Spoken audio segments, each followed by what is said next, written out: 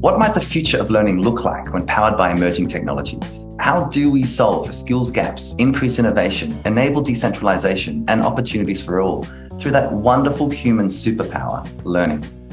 Well, the Learning Economy Foundation, a 501c3 nonprofit and pioneer of the Internet of Education, has a goal to create more equitable and accessible education and employment for the world. Learning Economy has been awarded a grant by the like-minded innovators of DevX DAO to do a definitive applied study in taxonomy on decentralized autonomous organizations, also known as DAOs. With this research, they have been diving into the currently fragmented and polarizing system of education and employment in hopes to find new solutions to revolutionize a global approach, one that is predicated on the inherent value of learning and skills. This is our second conversation in this series, discovering what is this research showing us about the future of learning and learning economies. I am your host, Louka, Parry, an educator, futurist, and founder of The Learning Future. And today we have three wonderful and incredible thinkers, innovators, designers, and technologists who will share the latest from their ongoing work at The Learning Economy. We have Jaimy Szymanski, technology research analyst, author, speaker, and advisor, who is focused on organizational change brought about by digital disruption. We have Yasemin Demirdoven, who is a legal consultant and researcher for Learning Economy Foundation, focused on decentralized organizations, the smart contracts, and a lot of the legal wrappers and models that actually are really relevant here. And we also have Purifoy, the CEO of the Learning Economy Foundation. He's also a senior editor at Diplomatic Courier and facilitates projects for the future of education and employment at the US Chamber of Commerce, the World Bank, the Logo Foundation, and many others. Team, it's wonderful to be back with you again to discuss this really interesting emergent technology and opportunity, I would say, as well. Thanks, Louka. Happy to be here.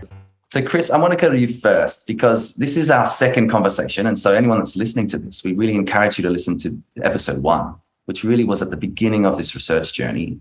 I'd love for you to just remind us of the big idea here. What is Learning Economy Foundation trying to create in learning systems and economies around the world?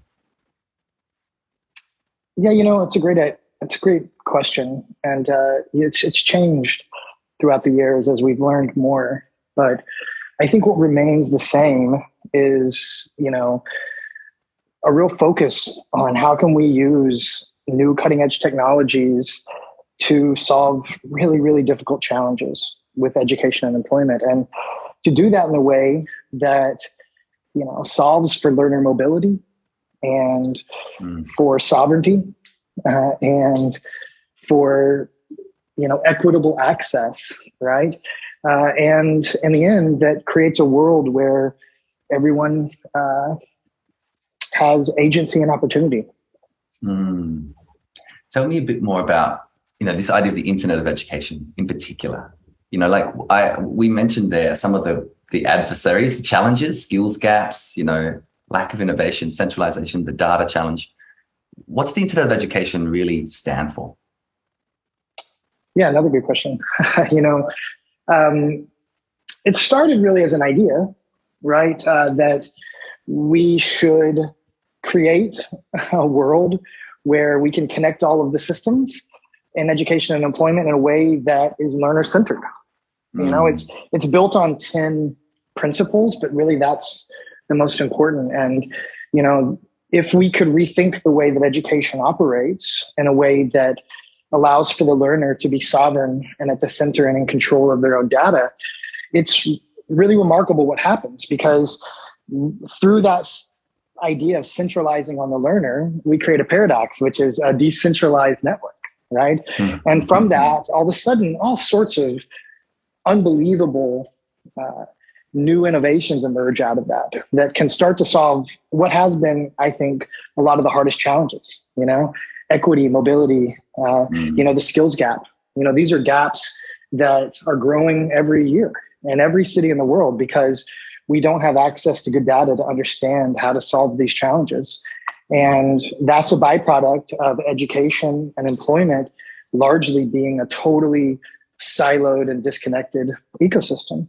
And for good reason, right? Because learner data is private and it's really hard to understand how to do that in the old world. But what we're learning is that through the use of digital wallets and protocols that enable us to transfer this data in privacy preserved ways, we can start to solve that challenge, and we can start to connect the pieces. And this is important because right now, when a learner leaves a school or a university or a job, they just disappear. We don't know what happens to them.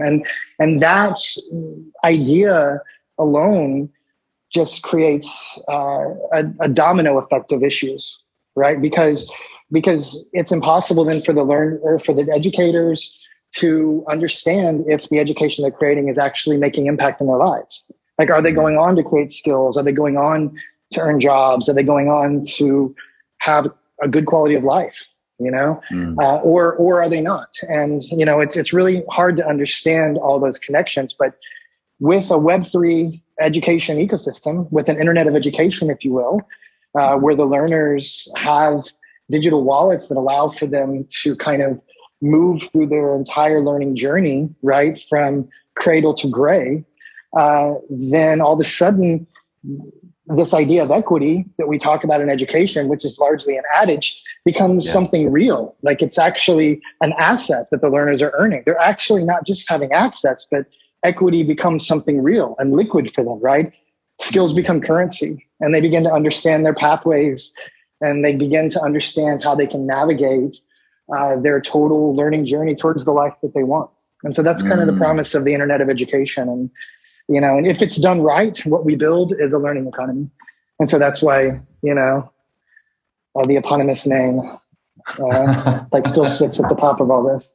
Absolutely. I know that there's going to be quite a diversity of people listening to this conversation, Chris. And so for those that aren't kind of hard technologists, can you take us a little bit through what's the distinction between Web 2.0 and Web 3.0? Because there's a lot of language out there, for example, and a lot of educators in particular kind of grappling with, okay, well, what does this mean? And the metaverse, there's all these other implications as well that I've spoken to. So what is that big shift? I think just to really, really bring this home, what does the change from Web 2.0 to Web 3.0 really enable, specifically around data and governance, which we'll get into a bit later as well? Yeah, the foundational question, right? Like, why do we need another web? The reason we need a Web 3 is because Web 1 was a beautiful vision by people like Tim Berners-Lee and others who saw the internet as a future that would democratize information and, create all of these beautiful ways of, having more sovereignty as a human. And unfortunately, that's not what happened. What happened instead was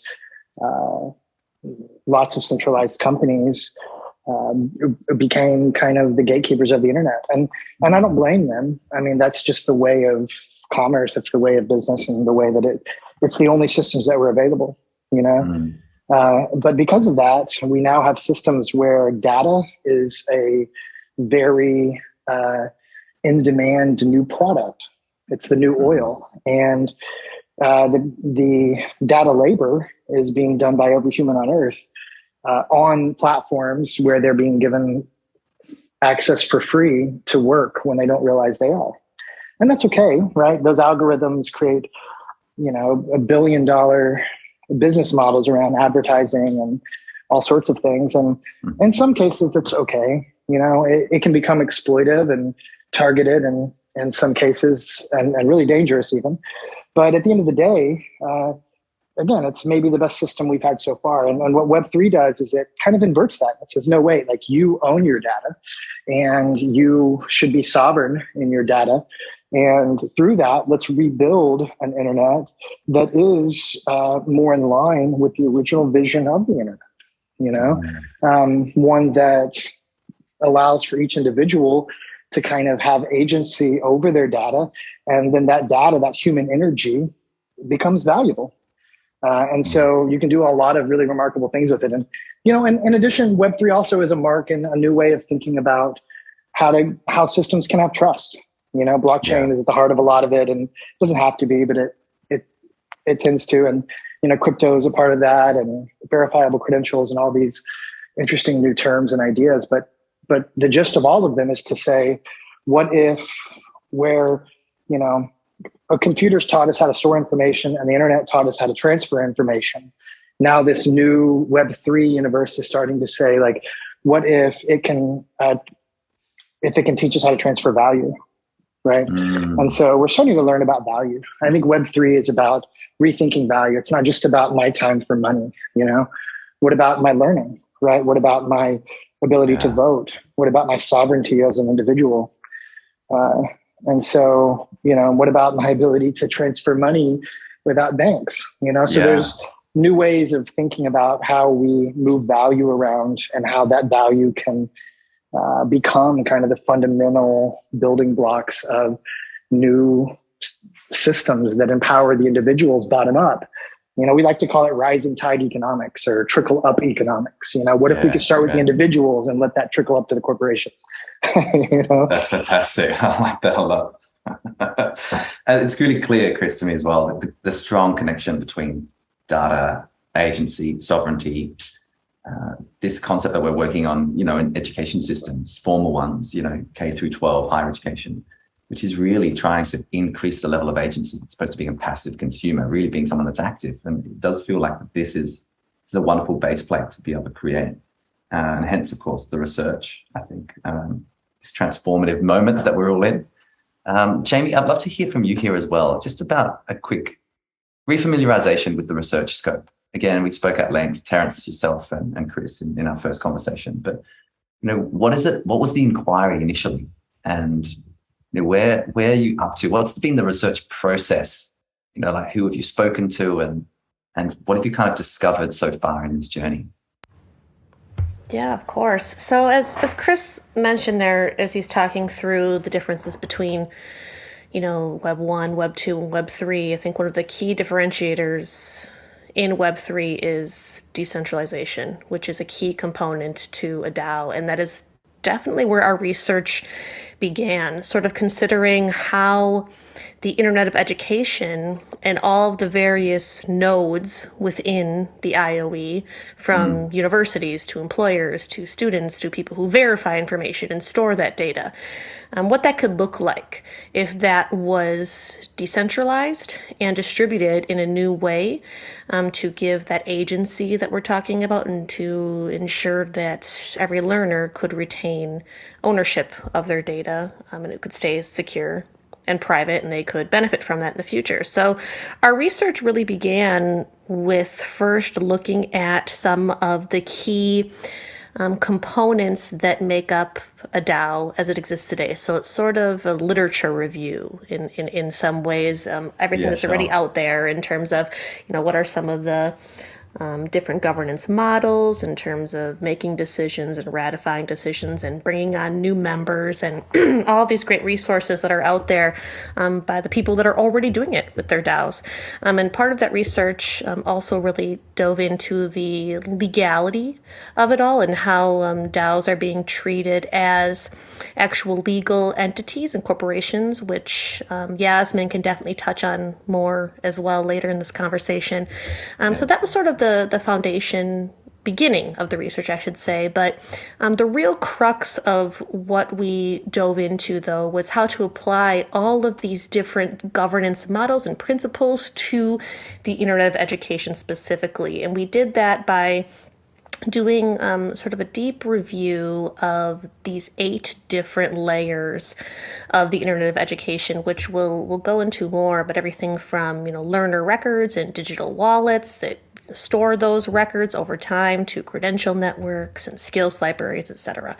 And what we began to examine was not only the definitions of all of these layers, but instead, what are the actual governance questions that haven't yet been answered? So what if you were someone who was at a university, or you were a learner, or you were an employer that wanted to learn more about the IOE, and you had all these questions about how to get involved and how it works and how the data is interoperable or isn't, you could maybe start to use this list of all these governance questions as a starting point in our research. And we spoke with more than 20 different Web3 and DAO experts and IOE enthusiasts and influencers and vendors and other adopters for a good 6-month period. We had some really fascinating conversations, and people from organizations, like Open Skills Network and the U.S. Chamber of Commerce, and talking about their talent pipeline management program, and IBM, and a lot of DAOs that are pretty big out there too, Dowversity and crypto culture and society. I mean, the list goes on, Louka, in terms of the insights that we really were able to gather that were specific to people's coverage and subject matter expertise. And these are the people that are actually living it versus just sort of pontificating on it. So it was kind of the starting point that we needed in order to pull together what are the unanswered questions when it comes to all the layers of the IOE. Fantastic. And Jaimy, so it sounds like a really robust process, lots of people that love this piece, people that are in the work, that's where, it's really, we can all kind of sit back and have an idea on any concept, but it's people that are building it really experimentally. And so what I'd love to hear, I guess from all three of you really, is what's something that you've learned so far that kind of almost was validated with the hypothesis that you held? And what's something that surprised you in doing those really deep dive conversations and discovery work with all of these different organizations that are very much on the cutting edge of how this could be deployed and what it might mean, particularly in our learning ecosystems more broadly? Sure. I mean, I can kick it off and then I can hand the mic to somebody else. You're used to hearing from me right now anyway. So I would say that one of probably the chief learning that I came across in doing this research and speaking with everyone is that I sort of went into it thinking that it would be very easy to pull sort of disparate insights about each different layer of the IOE depending on whom I was interviewing and what subject matter expertise they had. When in reality, I quickly realized after a handful of interviews that the Internet of Education ecosystem is like a incredible Venn diagram that has 30 different components in it, where some of them overlap, most of them do. If I'm answering or asking a governance question about digital wallets, it likely applies to skills libraries, credential networks, and tokenomics in some way. So I found quickly that really, in order to better understand how the IOE could benefit from decentralization, we have to first understand what the overlaps are in these questions, because that leads us to understand the overlaps in priorities, and that gets people on board to support this if they think that an IOE DAO could actually solve their problems. So that was probably the biggest learning that I came across, is the inherent interconnectedness of this IOE ecosystem. Fantastic. I was thinking about that Venn diagram, like how complex it would be with all these different interleavings. So, brilliant. Yasemin, I'd love to bring you in here as well. You seem to be kind of the person that's looked particularly into the legal issues that DAOs have spun up. And it does seem to me that because the technology has been there, people have been kind of creating these things, and maybe the governance or legal aspects has kind of been following that. People have had to say, okay, well, how do we actually deal with this? How does this become an organization that plugs into the other systems? I'd love for you to take us on a bit of a journey in that space as well about, what have you learned so far through this work, and also what surprised you? Of course. So I think the biggest revelation I've had so far is that we've moved from having a legal understanding that is very structured and traditional, and it's kind of like you can open a book and everything's written down, to something drastically innovative and very fast moving, and it's developing every single time that you research it again. It's just changing so fast. And everything at the moment that the government seem to be doing, although they are recognizing it, it's kind of falls into grey areas. They are trying to keep up with it, but it's like, we don't know yet. We will see. So everything that I've researched so far is kind of a bridge between the non-traditional and the traditional structure, but there's nothing kind of binding the two together yet. So I started the research by breaking it down. Like, we went from the very first, how do smart contracts work, and what is a legal wrapper, and what kind of legal wrappers are there? How do they play into different jurisdictions? How does that affect the DAO? and it was just a minefield, and it was a fun journey to go on. Wow.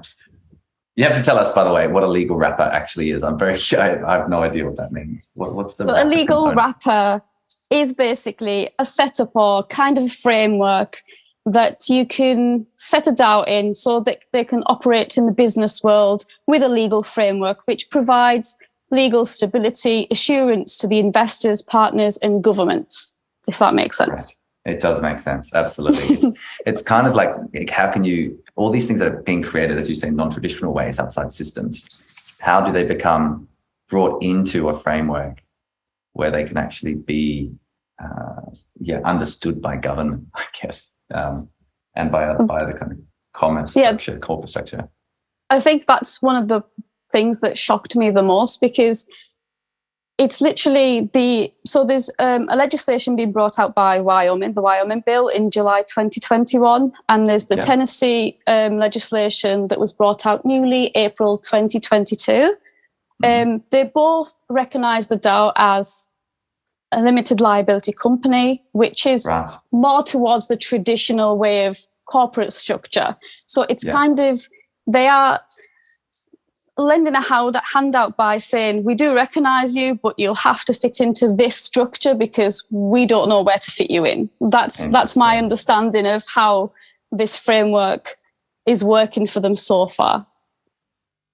Interesting. Are there other examples of, I don't know, governments or policymakers, legislators that are thinking a bit differently? Because a DAO is very much, almost like a co-op of some sort. I get, this idea that you're both a worker and investor, an employee, an employer, and an investor. You're kind of all of these things simultaneously.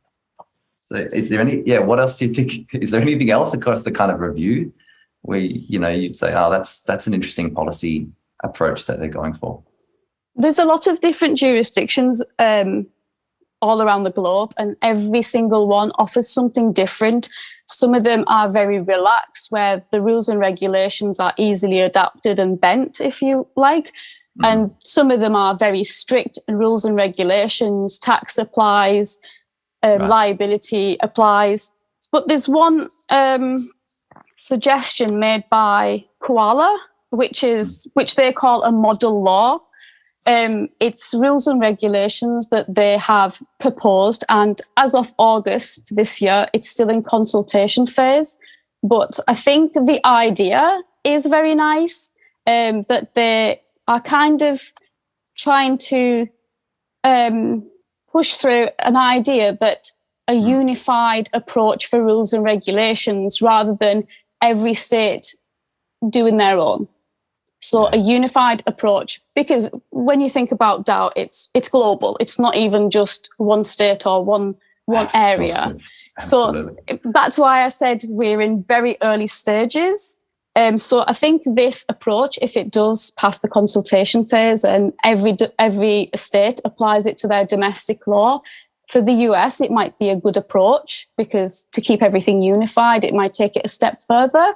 But I think we still need a common global language for DAO, because we don't have one. Yeah. Well, I guess that comes us to kind of this work, really, doesn't it? How do you build kind of a coherent ecosystem where, and that Venn diagram, I think, Jaimy, you were talking about, make sure there is some kind of coherent overlapping, so that there is this interoperability, which I know, Chris, you've spoken to before. Chris, I want to come to you just about, again, something that you've noticed from the research across this phase. What has surprised you about this work? And again, build on anything that Jaimy and Yasemin have also said. Yeah, I think that one of the major learnings for me, we went into this really excited about DAOs and still excited about DAOs. Again, decentralized autonomous organizations, right? Like, how fun is that?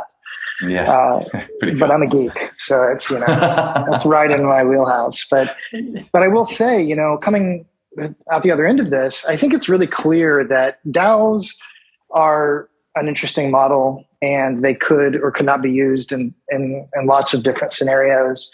But what's the most important coming out the other end of this is that we're understanding the governance implications in every layer of that Internet of Education. And it's governance. This is a conversation about governance. It's not just a conversation about DAOs. Like, DAOs are cool and we've learned a lot, and there's lots of reasons to use those. And we've got one coming up, which we should talk about. Actually, let me tell you all about it. Called the Super Skills League. But you know, it's a good way to do things. There's still a lot to learn, but you know, the big output here is we have a lot of things that need to be governed if we're going to create this global Internet of Education, and it's bigger than that. So, you know, the next phase of research will expand the focus quite a bit. I mean, we'll start looking at how do we govern properly all of these various implications within every layer, and then, you know, we've already learned a lot about how to do that. And then, you know, how do we create playbooks, you know, curricula almost for enabling all of those stakeholders who need to start governing it. So that's a big output. That's a big learning, rather. And secondly, I would say about DAOs in general, you know, I think one of the big things early on was that, you know, there was a revelation for us that there is a difference between a DAO and a DO. Okay, it's kind of funny, but you know, we need to go from do to DAO. So do, re, mi, fa, sol, la, ti, do, right? I mean, like, it's a long process between that. You know, I'd love to propose a musical 7-phase plan to get there, but conceptually, right? Yes. The idea here is that, you know, almost no DAO is actually autonomous, right? Yeah. So people call themselves a DAO. We're a decentralized autonomous organization, but really they're a decentralized organization who wants to one day be a decentralized autonomous organization. And that's okay, but I think it is important. And we almost want to plant a flag and say it's time to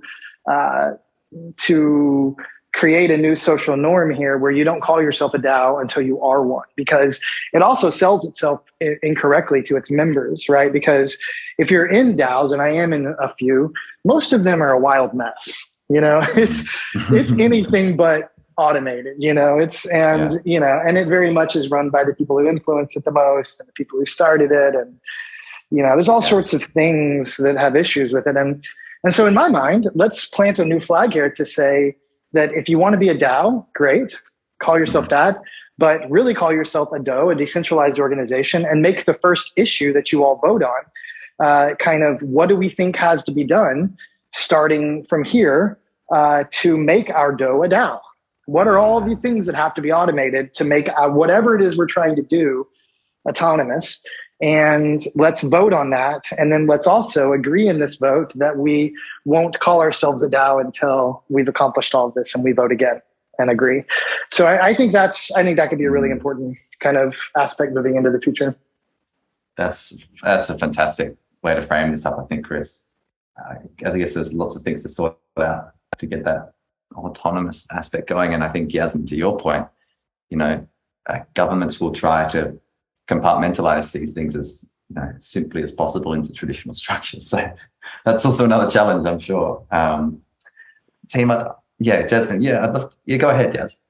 Yeah, I was just going to say that is exactly, I think, the struggle here from understanding how we can go from such an automated world that we live in, a non-automated world that we live in, to a decentralized structure where people are not involved, because people are involved in everything at the moment. Everything is overchecked by different corporations, different legality checks, and everything's stipulated. And how do we let that go without the third trusted party and have everything automated? I think that's the end goal.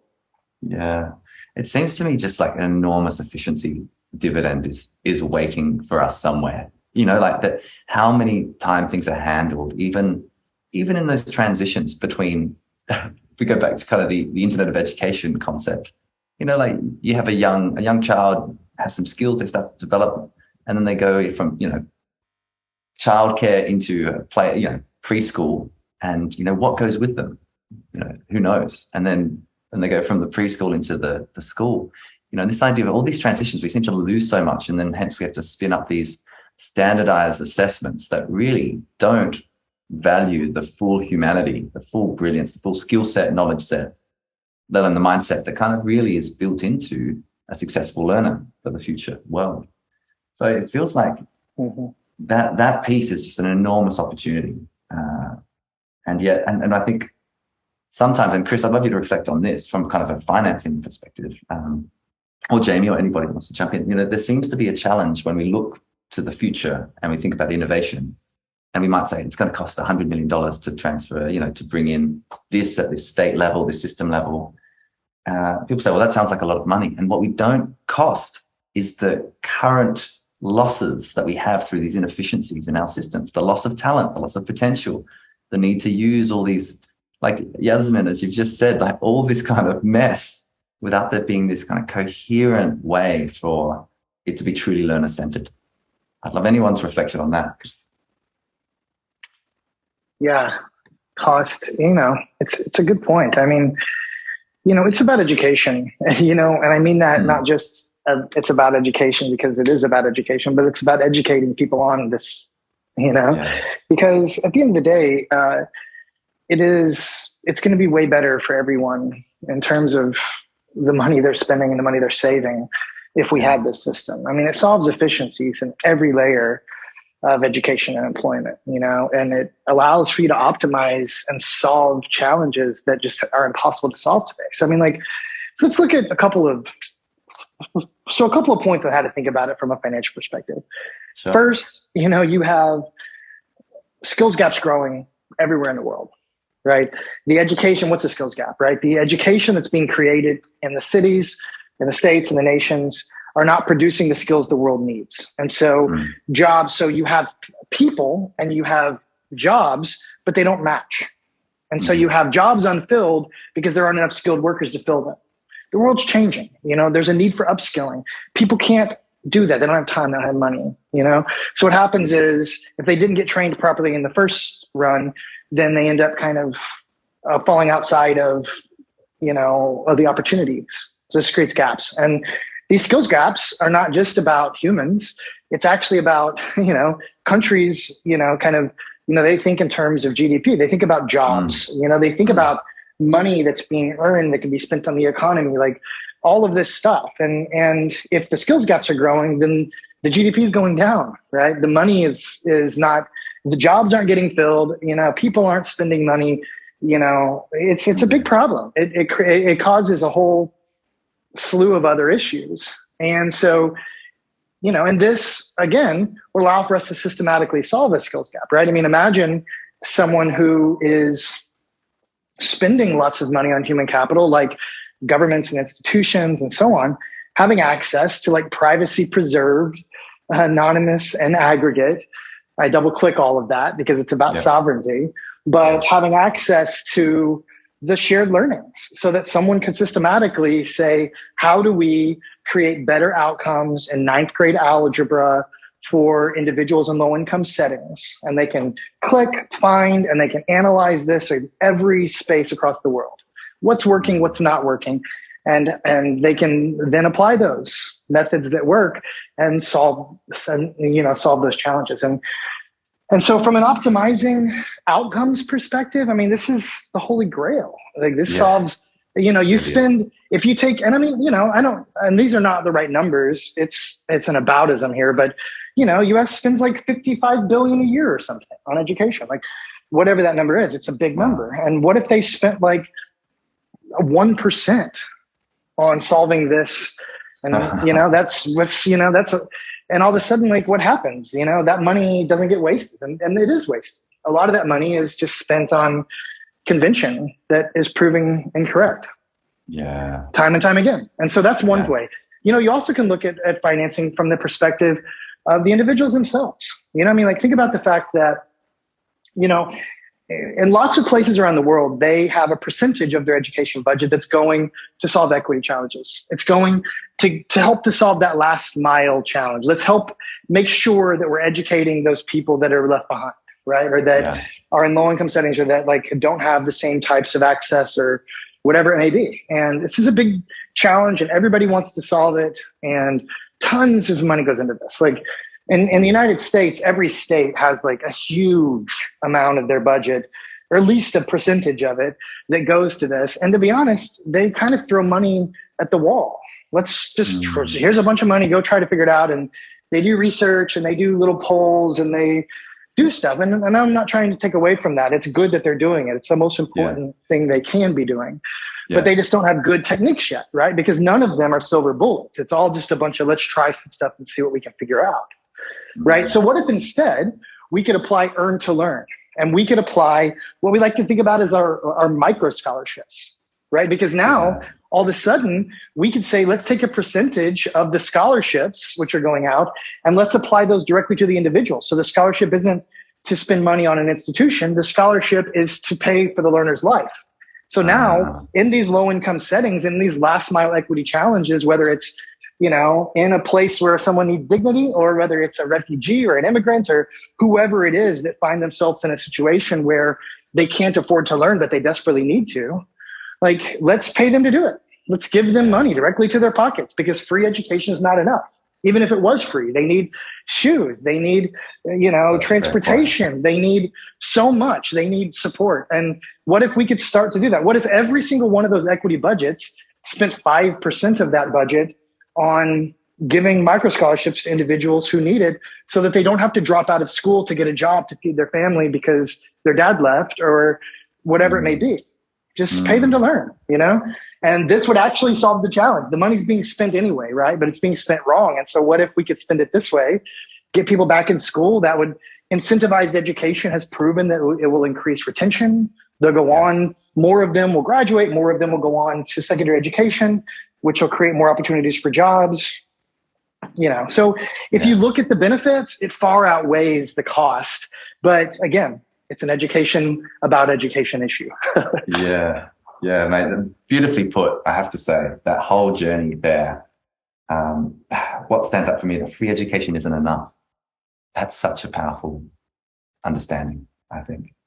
Yeah, the micro scholarships, earn to learn. I really want us to dive into the 8 layers of the Internet of Education in particular, things that have kind of been the different aspects that make up IOE, and specifically that piece on governance that all of you have brought up has been not a surprise necessarily, but just kind of an evolution of understanding the DAO kind of is an enabler, but actually there's a deeper question here, which is around governance. So I'd love any of you to jump in and just take us through, what are these different layers, and then to choose a couple for us to go a bit deeper on. And again, there's so much incredible work here in this research you've been leading. So this is only, I guess, a summary, but what are the different layers that make up this Internet of Education? And I think, Chris, you've just brought up why we need it, why it's possible, and kind of the incredible upside. So Jaimy, perhaps you dive in here and just, take us on this journey.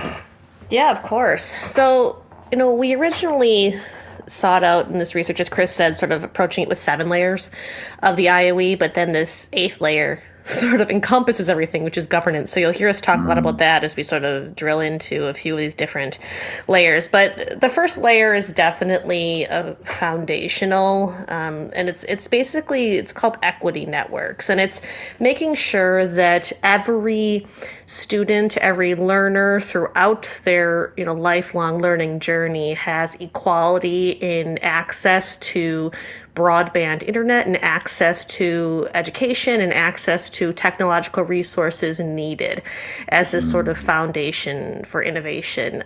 If that doesn't exist, and there's not really a ton that the IOE or an IOE DAO could do, maybe beyond some potential lobbying of telcos and governments for that, there's not a ton there, but it is still foundational to the others. And then building on that equity network layer, the first one that we really dove into in depth is digital wallets. And digital wallets are sort of this application layer that can be developed by myriad different companies and mobile apps that stores and manages learner data. So think right now how you have Apple Pay or a variety of different digital wallets for currency and fiat. Sure. But what if as a learner you could have a digital wallet that stores all of the learning credentials from a lifetime of learning? I think we talked about that a little bit last time in the podcast, that Sure, now we might be retrofitting a little bit, and all of us who are, out of grade school will need to sort of think back and self-report on what our skills are. But you could imagine a future 20, 30 years down the road where if from preschool on, you were able to really track and store all of the various different skills that you have learned over a lifetime and see how that could transition to different careers and whatnot. So in that one in particular, I think maybe it would be helpful to sort of give examples for our listeners in terms of what do we mean by governance when we think of digital wallets. So one of the biggest governance questions that really emerged for me when I'm talking to a lot of these companies that have digital wallet solutions was, what is the actual role of the Learning Economy Foundation, of the IOE DAO, in terms of its reach into the governance of digital wallet oversight? I mean, isn't it a free market if someone wants to develop a mobile application that stores, learner data and that takes learner data from where it exists anonymized on the blockchain, and they want to provide a solution to learners to do that? So what is actually the real governance layer implications from the IOE? And then thinking of that answer then brings us to other questions in terms of whether it's the IOE or a DAO at large. This is where the overlap starts, Louka. When I talked about the Venn diagram, we start to think about things like, okay, well, who would be allowed to write a credential into a wallet? And that could get into, credential networks and verification of educational institutions or employers. How do we know a skill is actually a skill that was learned? Then we get to other questions like, when do credentials expire? Do they exist in a learner wallet forever? How do we verify that they actually got that skill? And also we got to think about a little bit, I think that Yasemin had touched on this, thinking about standardization too. So are all digital wallets created equal if they have no governing oversight body? And is one digital wallet, could it emerge as the go-to digital wallet for learner credentials, or will it be treated, like I said, more of an open free market? So I think it's interesting to sort of look at some of the governance questions there. I don't know if Yaz or if you had any legal things that sort of came up in this one, or I can move on to the next one too. As for the governance, what I found with the legality of it all, that the scope of the DAO and how the governance works changes how the legal wrapper works. So I looked at the legal wrapper as a shield between the traditional and non-traditional world. So what your scope and how your governance is will determine what shield you choose, and that will determine what legal framework you will choose. So it all basically boils down to, like Jaimy said, the governance. And I hope that it doesn't suffer with all the structure and the rules and regulations, that I hope that it will be able to be kept as decentralized as possible, because that's the key point. Yeah, absolutely. I agree. Yeah. Chris, what do you want to add to this? Well, no, not much, but I agree with that. I mean, I think that, digital wallets are really, of all of them, I mean, there are more to get to, so we don't want to hang too long, but of all of them, it's probably the most foundational, the most important, right? Because the wallet is really the network, right? This Internet of Education, as we move towards actualizing it, which we are doing, and we're in process of building out protocols to actually make it not just a big idea, but an actual graph of, learning and opportunities. And so really the way to do that is the wallets, right? Like we talked about, an Internet of Education that's decentralized emerges from centering it all on the learners. And so if every learner has a digital wallet that represents them, and every system in education and employment has a digital wallet that represents their system, now we can create a huge network of them, right? And so that's really important. And to speak to standardization, and to Yaz's point about hoping that decentralization is at the core of it, it's got to be, right? What we have seen is that if what happens is private sector comes along and creates a bunch of bespoke fragmented digital wallets, for systems, for enterprises, and for learners. And it becomes this big kind of, competitive space that is not decentralized, that doesn't have standards. We're going to replicate all the problems of the past. None of it will work, and so luckily though, we have some allies in this, right? W3C, and our good pals at the Verifiable Credential EDU, VC-EDU task force, have helped us do this, and we've been working really closely with folks at at Digital Credentials Consortium over at MIT and Transmute and many others to really solve this challenge. And so, and it's great, the decentralized identifier, standard is live now. Like, what an exciting moment. It's only exciting if you're a standards geek like me, but what an exciting moment. And the verifiable credential standard, and, those are available. And so by looking at W3C, which again, this organization, it's these three words, or these like three letters for most people probably, but what they don't know is that every human on earth is interacting with them at every moment almost, because they're the ones that created the standards for the internet, like www and HTTP and email. And so working with them to create standards for verifiable credentials and digital wallets will allow for us to create a future ecosystem where the data doesn't get tied up in some process where you end up owing someone for life to hold on to it, or you get stuck in with a vendor, or, maybe you put it all into blockchains and then a blockchain fails, we can't have that. So the right way to do this, in our opinion, is, a network of digital wallets that use verifiable credentials that are agnostic to system, to blockchain, to application, and that through that, the learners can self-sovereignly own their data. They can own their digital wallet, and that digital wallet can be standards-based. It can be open source, and all this innovation and application can be built on top of it. And hopefully it will, and it is. But at the end of the day, it remains standards-based and self-sovereign. Yeah, Chris, it strikes me that this will happen. That the wallets will be adopted. It's just in what type of context, environment, ecosystem will they be able to function? And I'm just really present to how important this work is. Really, how do we make this an agnostic, a truly empowering moment for the world, and certainly for learning systems, many of whom are already struggling with kind of the existing old school credentials that no longer serve their system. They're trying to reimagine recognition systems, a whole suite of other kind of adjacent work that's happening here. So I'm just very excited about it every time I hear more about it. I'd love us to double click a little bit more on some of the other layers, because that digital wallet does seem to be something that's really tangible and understandable.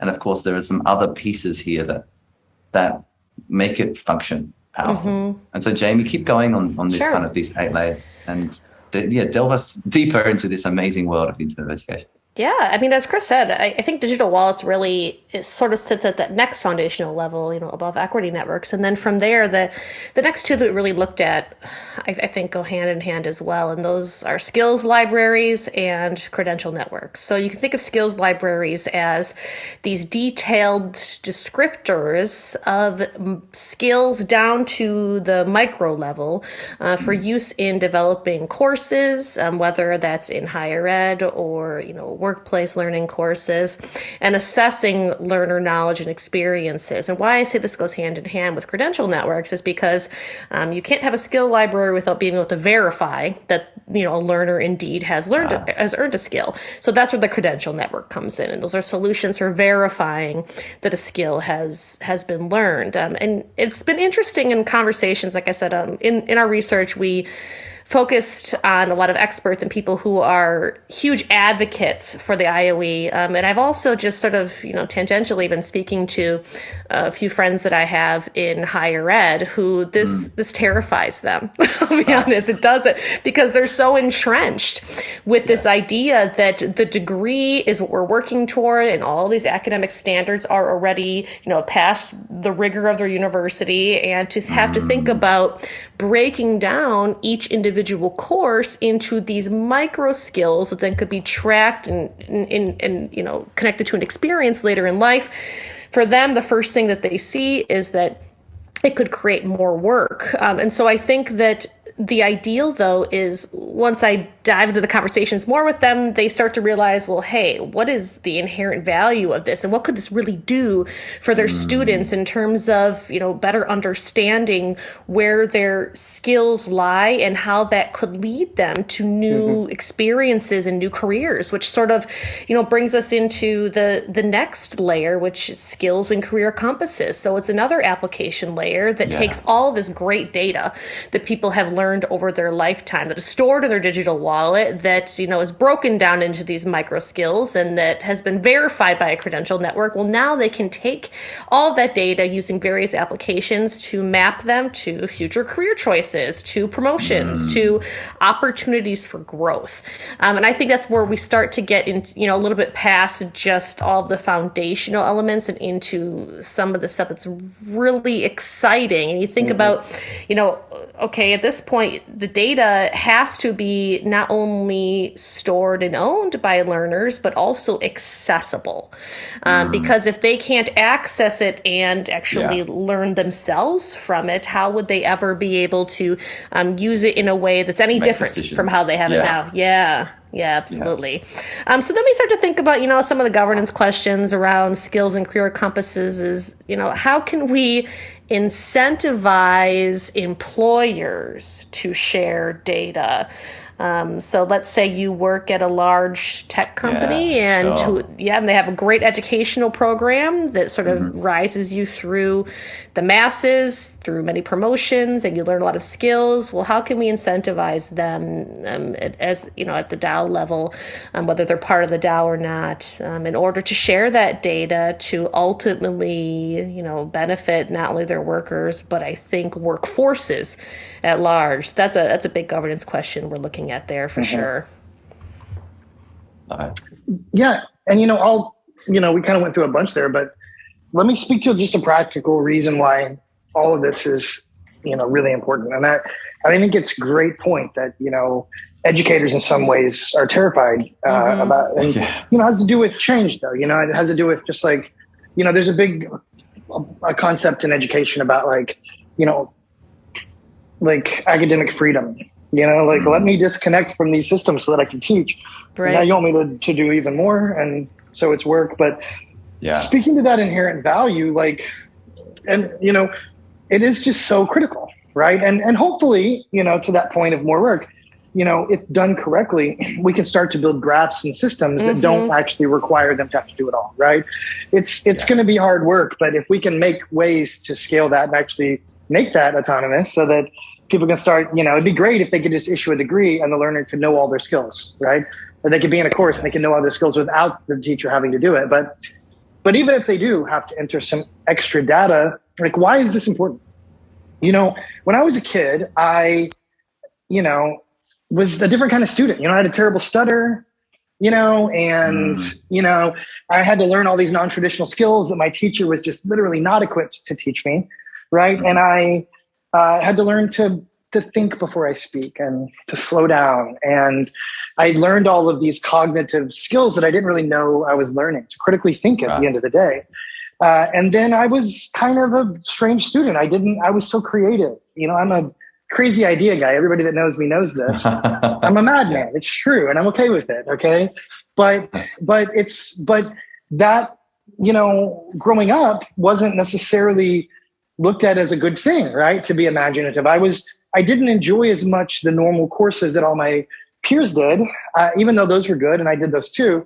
But I like to spend time building with Legos and creating experiences and like being creative and imaginative and just, world building. And no one knew that creativity and, critical thinking and cognitive thinking and, were going to be really, really important for my future. And so I didn't know because they didn't know. And I actually just thought I was maybe a bad kid. And so I grew up kind of thinking that and graduated high school, not really knowing what my real skills were. Right. And ended up going to college and changing major several times because I didn't really know what I wanted to do. And, that I think largely could have been avoided. And, and I will say the secret superpower to actually let me, get through all of that though, and reach, this call and everything that's come before it is actually, I think, because, I can think big. And I think that's also why I stutter. I think faster than I speak, and I've learned that that's a good thing. And I also know that story is a privileged one, right? And that my parents really have a lot to do with that. And even their ability to tell me throughout my life over and over that I can do anything I put my mind to, and they can give me security to take risks. I know that most people don't have that, right? And so how can we give every learner on earth what I didn't have, which is agency and knowledge of what their skills are, and what I did have, which is confidence to go and to keep going, and to know that your failures are good because you can learn from them, and to not quit. We can do that with this, right? Because now imagine a new world where I'm a kid and I know as I'm doing this, I'm learning that all of these things that I'm doing, my imagination is valuable, and creativity is one of the most important skills that we can have in the workforce and in life, and physical skills and all the holistic skills and all the STEM skills and whatever it may be. And I can start to see and understand the skills that I'm earning. I can understand why they're important. I can understand how they map into the continuum or the journey that will be my life. And I can start to run simulations and understand, I want to be a doctor. Great. You should go learn ratios. I want to be a magician. Great. You should be creative, Yes. And so that's important. And imagine someone who starts at an early age, by the time they get, through high school, they're not going to quit, first of all, because they're empowered. They're in the driver's seat. Education's not happening to them. They are driving it, and then they're going to leave there knowing what they can do and what they're worth, straight on into the next level. And imagine having that kind of clarity about who you are, why you are. Like, that's the confidence that my parents gave me. We can give it to people with the data. Chris, that's quite inspiring, I have to say. I think by really diving into this depth of the human story, all of the young people that actually, and as you were speaking, I was just thinking of the young people that I've taught as an educator in my career, previously when I was in schools, and how hard educators work across the world to try to enable a personalized experience. And yet the system in which we are trying to do that is so standardized that it doesn't really enable it. And so this piece, and I think, Jaimy, to your wonderful educator friends and universities, who are like, oh, well, this is, I don't want to be told what to do. But of course, the point is to be able to offload all of that work to an automated system so that we can be as human as possible. And I think, as you say, just really enable young people and all people to have a deeper understanding of who they are, what they can do, and what they therefore need to know. And that decision being a constant choice across a career and life journey, I think is really at the heart of this work. And of course, it's all easy to say. But yeah, I think being able, Chris, that was such a great personal, story that you shared too, about being able to unlock value and potential. And I think that sometimes it can just be difficult for, talk about everyone that it'll take to really get on board with this, whether we're talking about educators or employers. It's hard to sort of see the forest through the trees and to see past the near term, and sure, the work it might take today for the betterment in the future for student and learner outcomes. And it's particularly difficult sometimes to be tasked with those sorts of big ideas if you're the one responsible for implementing it. And I say that from sort of coming from a world of also a lot of corporate advisory and things like that, and trying to get, employees under the same vision as a leader.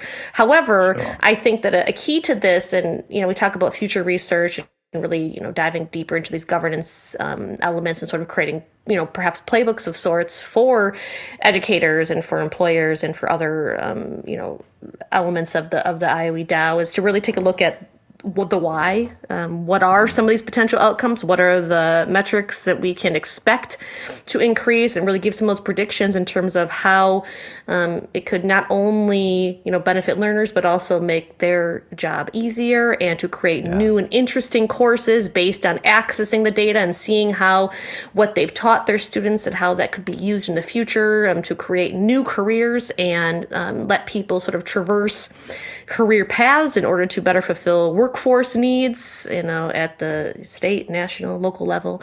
I think that's the really exciting part, and the sort of, I guess is decent segue into the last couple of layers of the IOE. One of which is skills clearinghouses.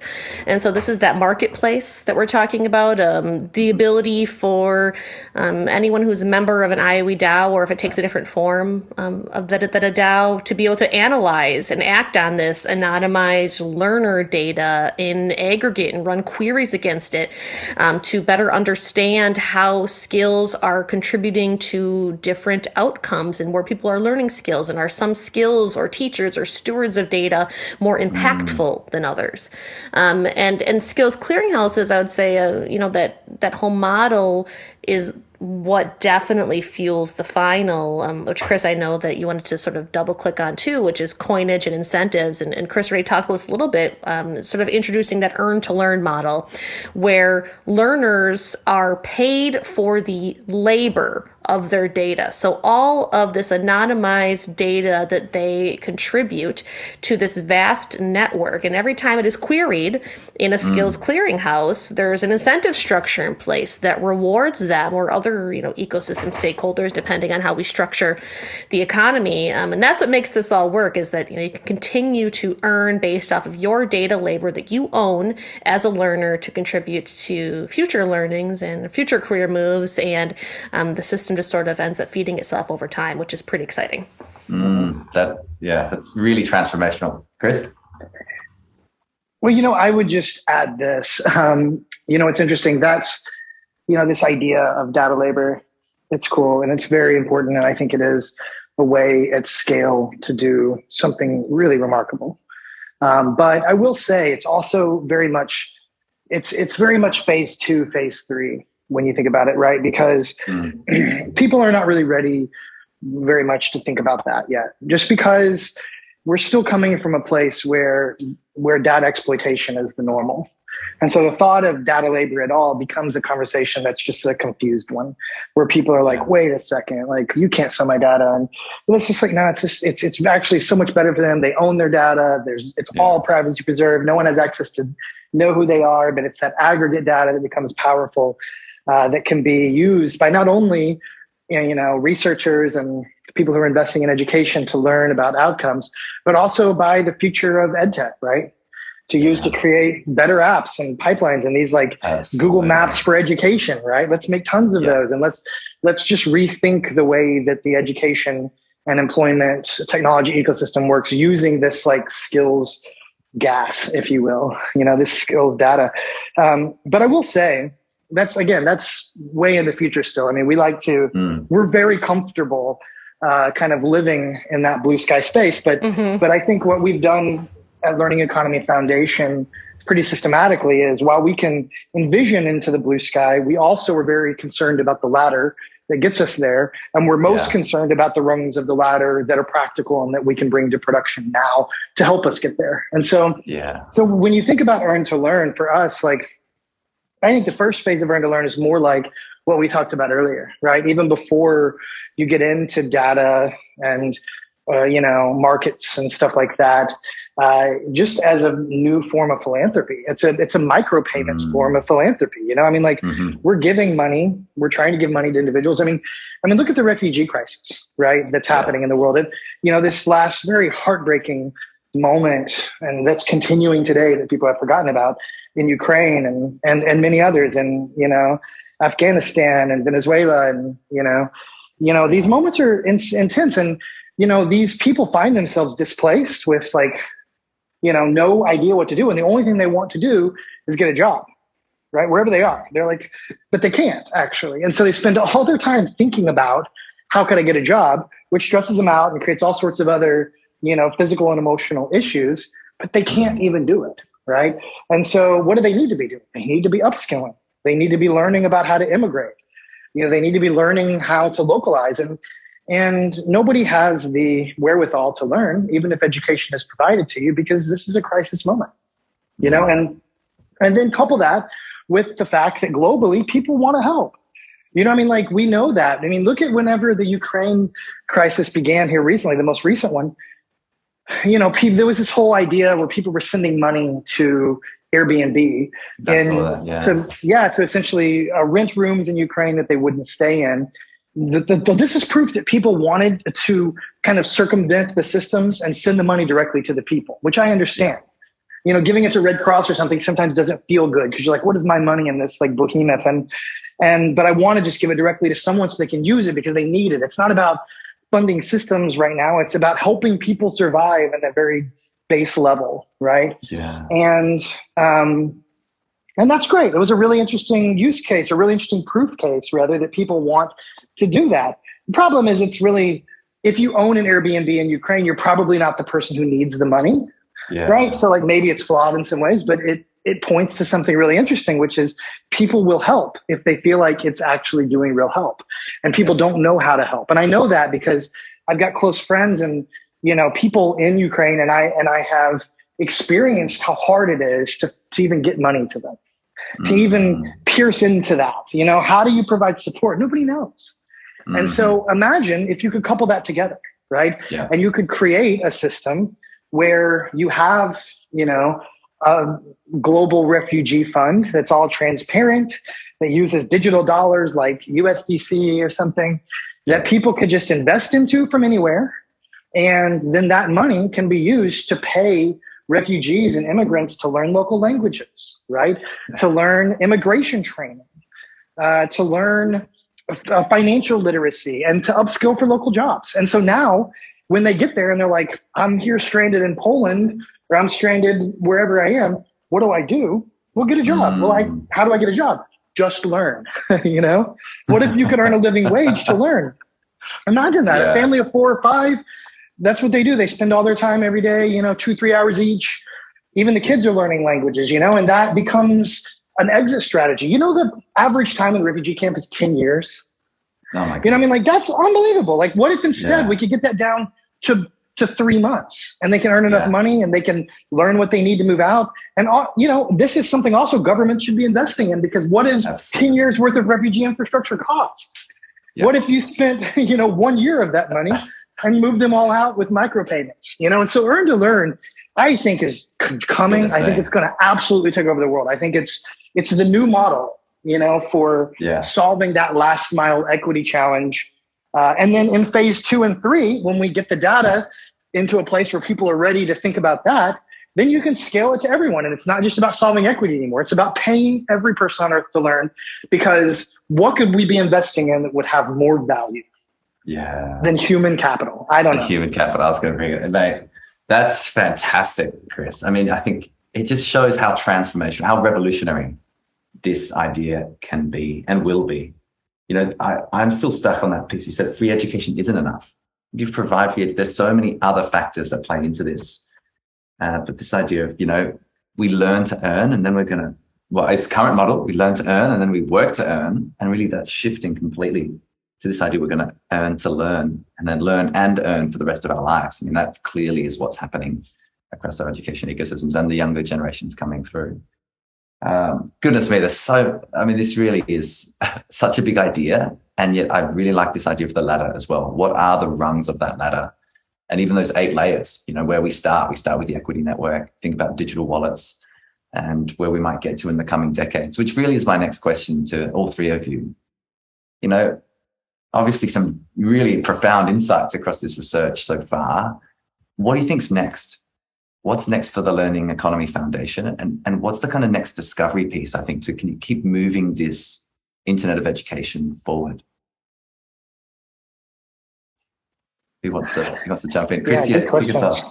Yeah, go on. Yeah, there's just so much happening. And I will say this is a very exciting time in our space, because, we've collectively, across this whole global kind of Internet of Education movement of effort, we're all seeing that we're moving into a new phase here, which is, we've done the research, we've done the pilots, we've supported over 100 pilots in different various layers, and it's just like so much has been done.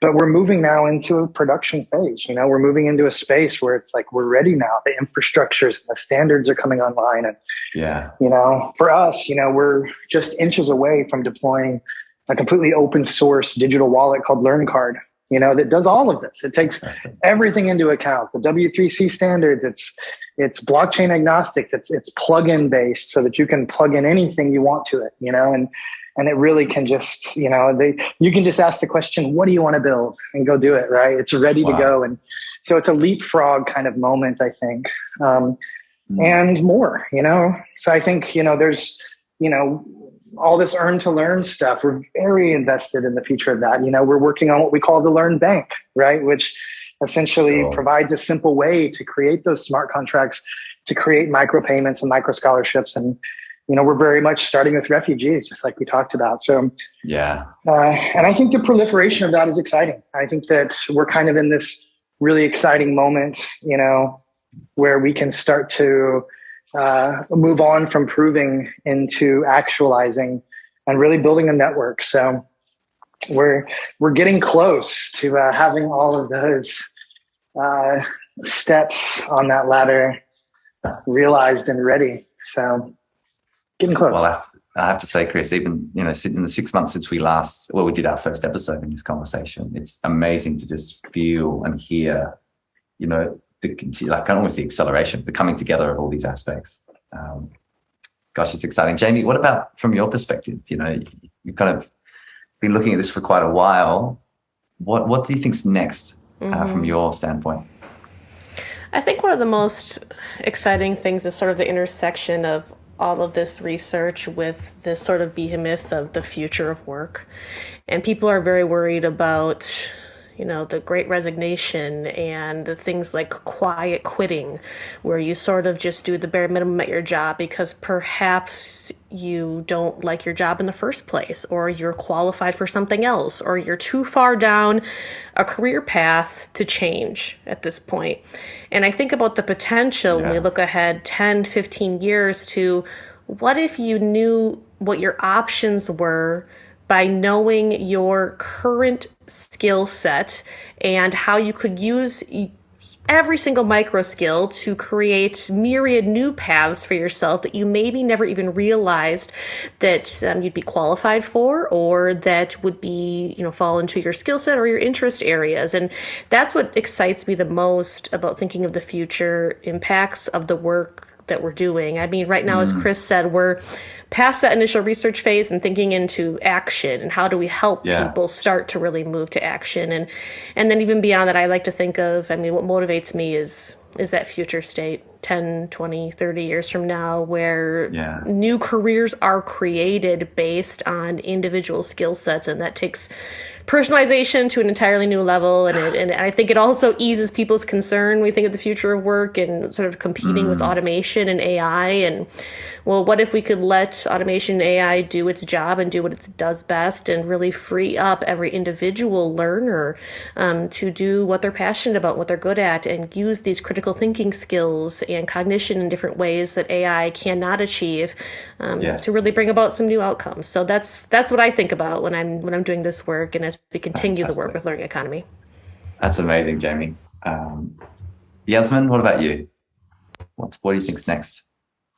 I think it's so exciting to see something unraveling literally in front of our eyes. We've taken something that is based on every state and country to something decentralized and global.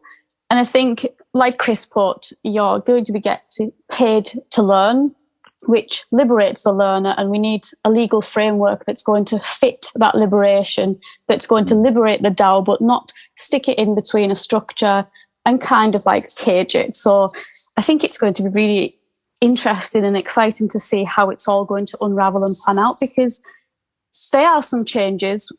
Governments are starting to accept and take a step forward. So it'll be interesting to see what happens next. Wow. So good. I've got a final question for all of us. But Chris, I know you want to make one point here. Yeah, well, let me just, before we wrap up, I would actually like to just say, just to kind of give some insights into what's next also, just on the research side, right? Sure. I think this research has been incredibly enlightening. And I think one of the big things we're learning as we look at the governance in each of these layers is how can we make the governance like as weak-centered and as automatic as possible, right? Because the more, if this is a global system, and the more we bring individuals in, which again, we want individuals, of course, we're not trying to say we want to create some AI robot overlord to governance. It's not the idea. It's actually the opposite. It's to say, how do we create protocols that enable us all to do this at scale in a way that provides trust and that makes sure it protects the learner's sovereignty and that allows for us to do this in a way where we can trust the system and the system can be trusted, right? And we're learning a lot about that. And I want to say, as we kind of shift and look into the next layer of research, where do we go next, right? So we're coming out of the back end of this and we're understanding now that we have a really clear view now of everything that needs to be governed, right? And we have lots of insights and ideas and, suggestions from others and from ourselves. And so the next layer of this, though, is it's really not about DAOs at all, right? It's about this global network. How do we govern it? How do we do it right? And so we need to go through and we need to answer those questions. If they haven't already been answered, we need to do that in a peer-reviewed way that is open and make sure it covers diverse contexts. And then we need to make playbooks for that so that we can train educators and, technology,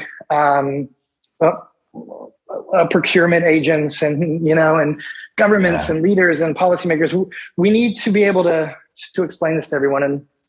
And as part of that, it's, understanding. And so I would say, if I were to speak to what are some solutions for the future, just to kind of seed it, we have been doing a lot of work and thinking about the UNESCO's Global Convention on Higher Education. And, they're bringing together a bunch of countries to ratify kind of a convention. And we've been doing a lot of thinking about how could we create,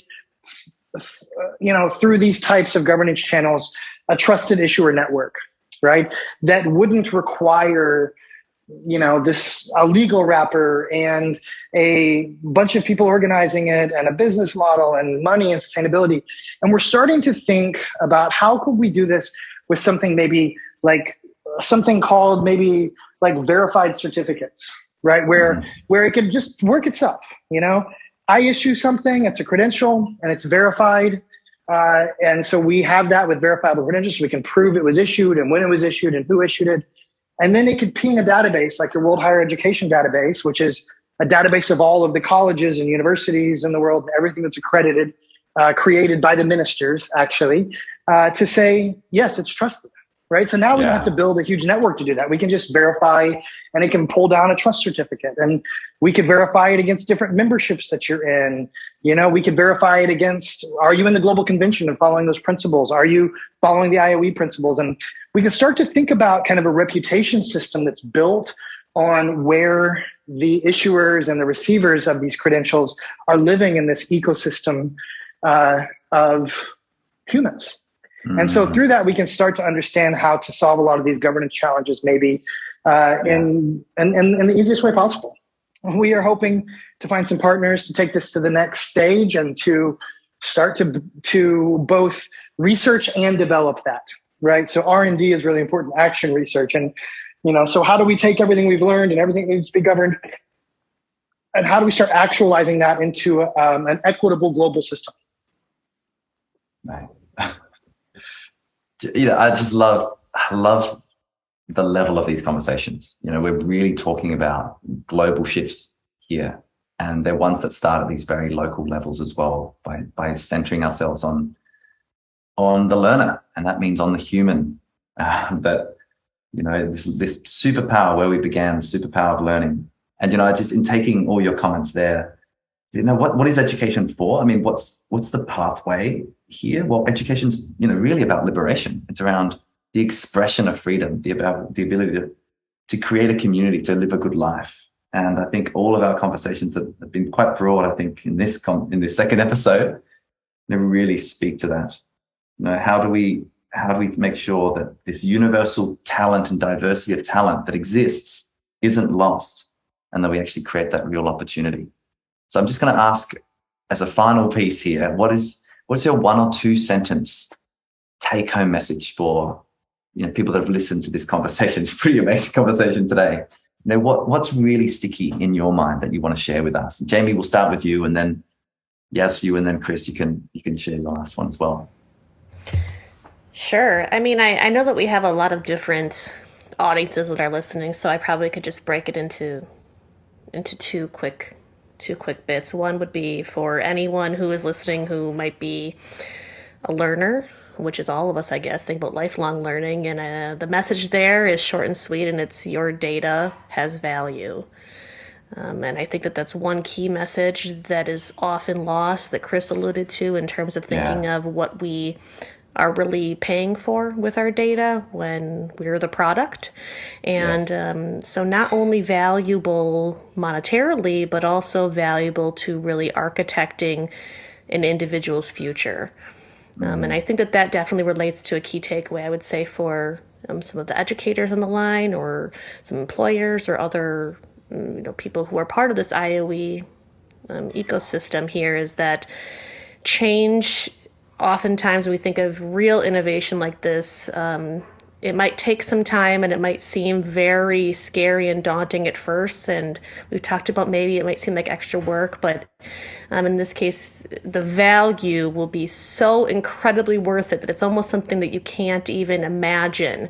The value that it will create, and the network effects that it will have beyond education, into workforces, into governments, into many other facets of our life. So I think that stick with us as we continue to roll out some of these things, and there's some exciting things ahead. Jaimy, thank you so much. I'm also, your data has value, and I think what's under that is you have value. Absolutely. And it's the whole, this idea of how do we elevate the human in all this space, and technology being a driver for the elevation. And variety of experiences are valuable. It's not just traditional education as we've seen it, which we've touched on as well. And it kind of gets into some of the things of upbringing and digital divide and access to technology and broadband. And it sort of levels the playing field, which is pretty exciting. Fantastic, Jaimy. Thank you so much. Yasemin, what's your take-home message? I think in 1 or 2 sentences, it would be that the legal goal here is, like how education will be breaking its borders and limits and liberating the learner, I think the legal side of it also needs to break its borders and become more liberated. But one thing, maintain the trust. The learner needs to trust the process and trust the system. I think that's the one key element that needs to be maintained. But yeah. Fantastic. Yasemin, thank you so much. Thank you. Chris? Yeah, my takeaway message is we need you. We need your help. I don't care who you are. If you've made it to the end of this, you're the right person at the right time. Okay? Because what we need right now are people who are passionate about the future of education and employment, who principally believe that the learners should have sovereignty, right? And that this future can be equitable, and the idea, we need people in every layer. We need people helping with standards. We need people helping with research. We need people helping build technologies and open source and innovating in the private sector. We need policymakers who are interested in being bold and making changes. We need networks of activators who sit at the helm of education networks or employment networks. We need strategic partners who are looking towards the future and see themselves in that somehow. So we need you, and, it's a shared mission, to translate a leading edge technologies into transformative learning and economic systems, right? That promote equity and mobility and privacy and individual agency. And together we really can radically improve lives throughout the world. Wow. Thank you, Chris, Jaimy, Yasemin. It's been a delight to be part of this conversation with you all. And again, take those messages with you. If you want to learn more about the amazing research and work that the learning economy is doing, please do check out their digital presence, which is everywhere, including at their website, learningeconomy.io. Thank you so much for joining us for this conversation, and keep creating the future of learning and employment wherever you happen to be in our world.